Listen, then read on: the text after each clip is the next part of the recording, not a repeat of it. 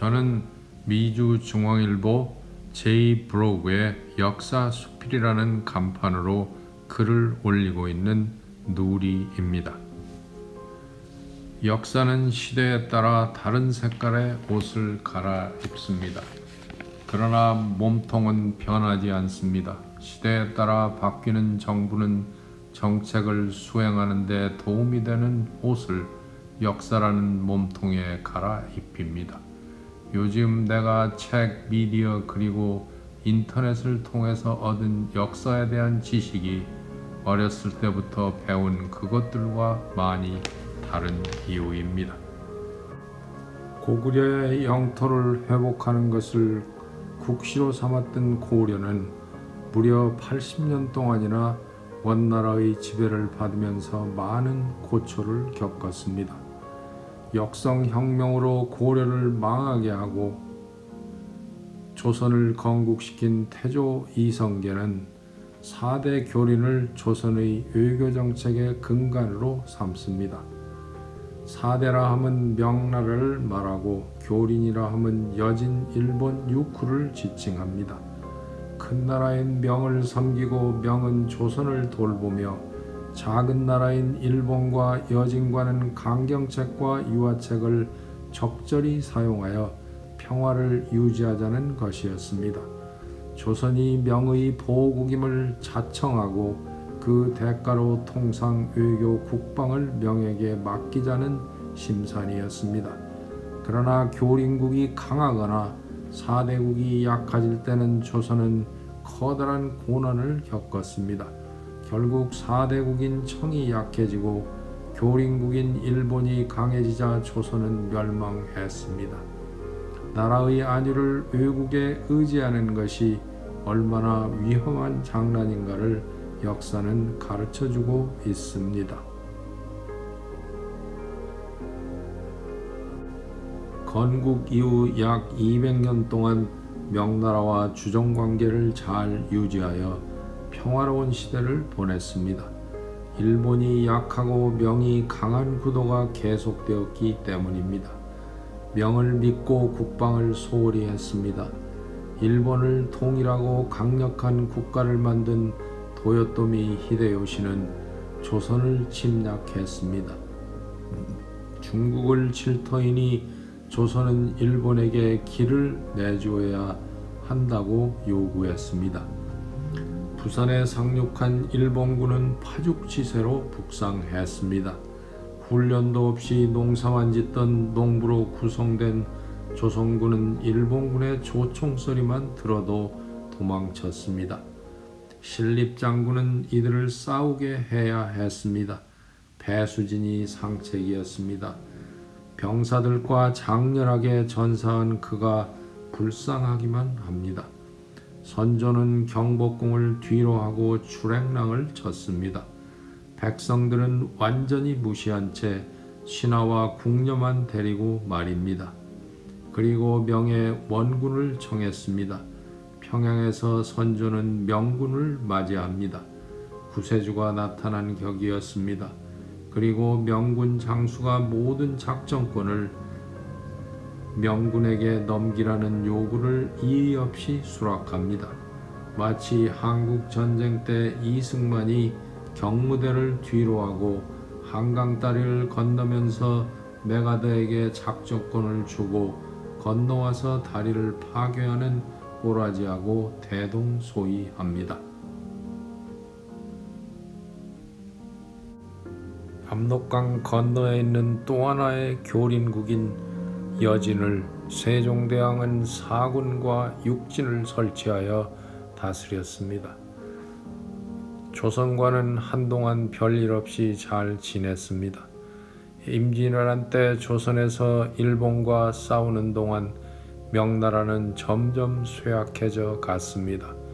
과도한 전비와 내부 부패가 원인이었습니다. 이 틈을 타서 교린으로 따둑거렸던 여진족은 금나라를 세우고 명나라를 위협했습니다.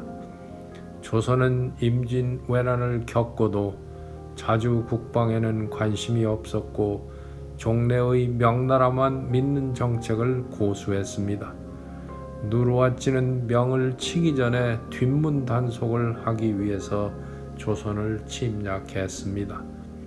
그러나 조선은 친명파와 친청파로 갈라져서 싸우기만 했지 금나라의 침입에 대한 아무런 대책도 강구하지 않고 있다가 남한산성의 비극을 연출했습니다. 교린 국가라고 무시했던 일본, 여진 각각 2번의 전쟁으로 조선은 크게 피폐했습니다. 60%의 농토가 사라지고 인구는 3분의 1이 줄었습니다. 벼슬하지 않고 권력의 변두리에서 학문만 하던 학자들은 종래의 성리학으로는 나라가 위기에서 벗어날 수 없다고 생각하여 실제로 국민의 생활에 도움이 되는 실학을 주장하고 나섰습니다. 인륜 도덕만 뇌가리며 돈 버는 일을 인륜에 벗어난다고 천시했던 것이 성리학이었습니다. 산홍공상이라 하여 상인과 장인, 말하자면 기술자를 무시했습니다. 전 인구의 약 2%에 해당하는 양반은 조선의 지배 계급이었습니다. 나머지 사람들은 그들을 위해서 존재했다고 해도 과언이 아닙니다. 그리고 30 내지 50%가 노비였습니다. 나머지가 상민, 그러니까 보통 사람들이었습니다. 노비는 양반의 재산 목록이었고 미국의 흑인 노예처럼 사고 팔았습니다. 그들의 인권은 주인 마음대로였습니다. 양반이 소유하고 있는 농토는 노비가 경작하거나 소작인이 일구었습니다. 수확한 곡식은 대부분이 주인 몫이었습니다. 양반은 세금을 내지 않았고 군역이 면제되었습니다. 조선시대의 교육은 한문으로 된 인륜을 가르치는 것이었습니다. 상인에게는 교육의 기회가 별로 없었습니다. 양반만이 응시할 수 있는 과거시험 준비용이라고 할 수 있습니다. 교육이 끝나면 취업 기회라고는 관리가 되는 것밖에는 없었습니다. 실학자들은 토지는 실제로 농사를 지은 사람들이 가져야 한다고 주장했습니다. 노비제도를 점차적으로 없애자고 했습니다. 과거제도 폐지와 8세 이상의 모든 백성에게 교육을 시키자고 했습니다. 상공업을 육성해야 국민이 잘 살게 된다고 했습니다. 소비해야 생산이 증가한다는 자본주의 원리를 간파한 학자도 있었습니다. 신라 중심의 국사를 버리고 발해와 신라를 아우르는 만주를 포함한 국사를 이야기하기도 했습니다. 관리를 백성들이 선출하는 상향식의 지도체제, 백성이 군주를 위해서 존재하지 않고 군주가 백성을 위해서 존재한다고 주장한 학자도 있었습니다.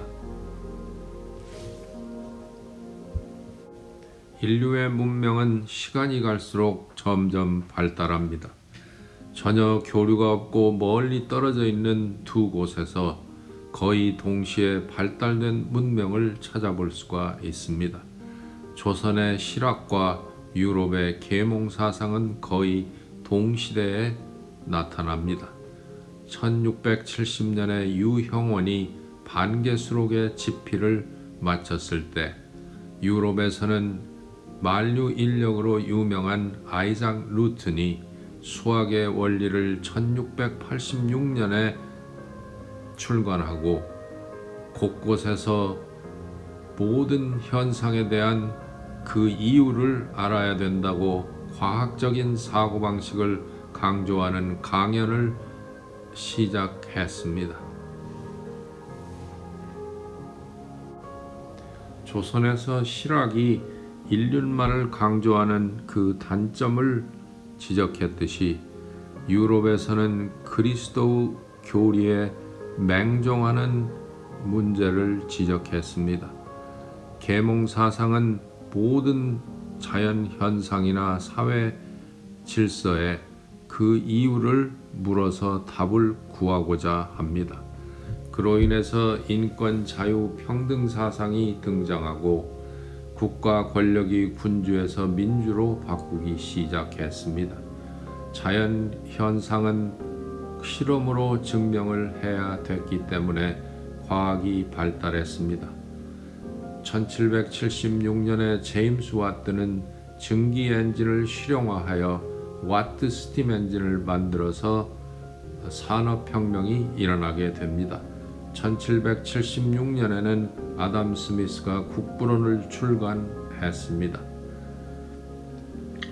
따라서 산업혁명으로 인해서 대량 생산이 가능하게 되자 유럽의 각 국가들은 소비시장과 원자재 공급이 필요했습니다. 그로 인해서 힘센 나라가 약한 나라를 점령하는 제국주의가 발달하게 됩니다. 그러나 조선의 실학은 국민에게도 집권층에게도 별로 영향을 주지 못했습니다. 조선의 책들은 모두 한문으로 쓰여졌고 글을 아는 백성들은 극히 소수였습니다. 조정은 고루한 노론 보수파가 성리학만 옳은 것이라고 고집하고 있었기 때문에 실학이 정책에 반영되지 않았습니다.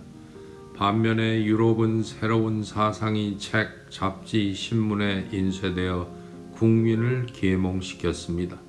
그리고 근대 국가를 만들어내고 제국주의를 발전시킨 것입니다. 조선은 정조 대왕이 부분적이나마 실학을 정책에 반영하여 개혁을 하는 중에 사망합니다. 그리고 세도 정치가 시작되어 조선은 실학을 버렸다고 할 수 있습니다. 광화문 앞 세종로에는 황금빛의 세종대왕 동상이 있습니다. 세계에서 제일 과학적이고 배우기 쉬운 글자를 만들었기 때문입니다. 그런데 왜 해방 직후에 글자를 아는 한국인은 겨우 27%였을까요? 물론 일제가 한글 교육을 제대로 시켰을 리가 없습니다. 그러나 그 근본적인 원인은 4대에 있다고 생각합니다. 한글이 만들어질 때 이를 반대하는 세력이 찬성하는 세력보다 훨씬 많았을 것으로 생각합니다. 세종대왕 때 만들어진 한글은 무려 400여 년 동안 공식 글자가 아니었습니다. 조선은 한문을 공식 글자로 썼습니다. 아니 중국어를 조선의 공식 말로 사용했다고 할 수 있습니다. 조선 사람들이 말하는 대로 기록하지 않고 중국 사람들이 말하는 것 같이 기록했기 때문입니다.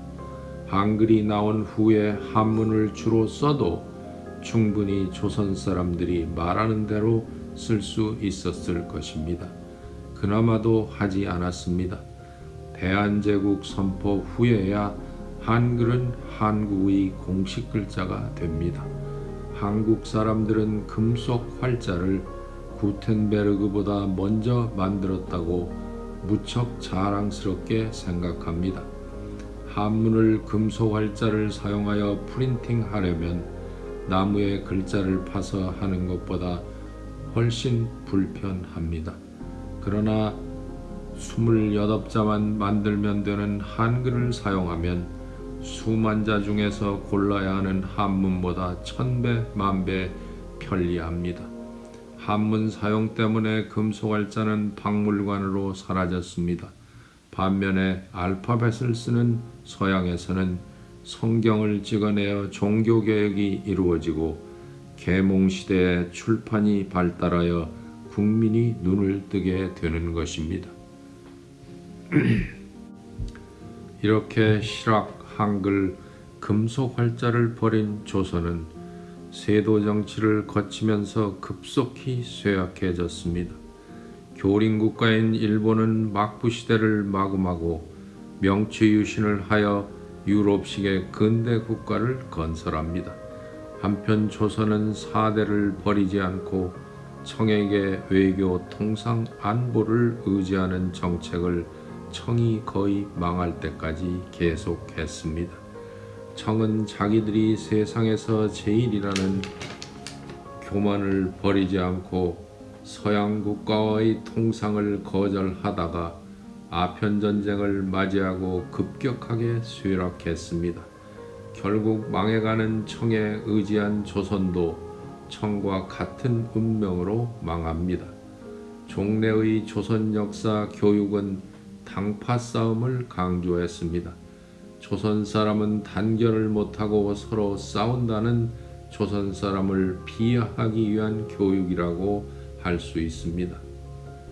그리고 조선이 중국에 크게 예속되지 않은 독립국가라는 인상이 강한 역사를 배웠습니다. 전자는 일본 사람이 조선 소란보다 우수하다는 점을 강조하기 위함이고, 후자는 조선을 청으로부터 분리시켜서 조선을 지배하려는 계략일 것입니다.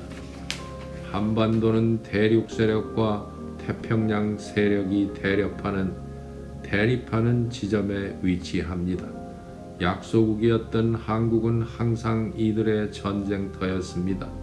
임진왜란, 청일전쟁, 노일전쟁, 한국전쟁 등은 한반도를 두 세력의 병참 기지화했습니다.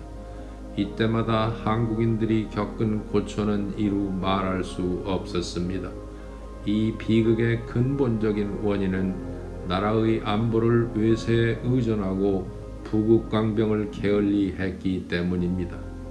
4대의 어리석음을 가르쳐서 선조들의 불찰을 반복하지 않으려면 중국과 조선의 관계가 종주국 종속국의 관계였음을 솔직히 인정해야 합니다.